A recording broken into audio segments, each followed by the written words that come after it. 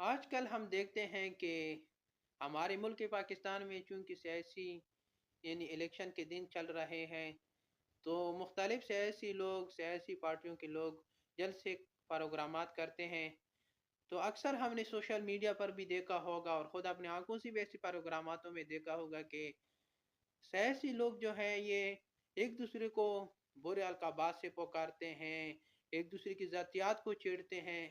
حالانکہ شریعت میں یہ چیزیں جائز نہیں ہے۔ قرآن کریم میں اللہ تعالیٰ خود فرماتے ہیں وَلَا تَنَابَزُوا بِالْأَلْقَابِ کہ ایک دوسرے کو برے القابات سے نہ پکارو۔ تو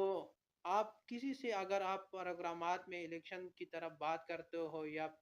تو آپ جائز طریقے سے بات کرو، آپ ووٹ مانگو لوگوں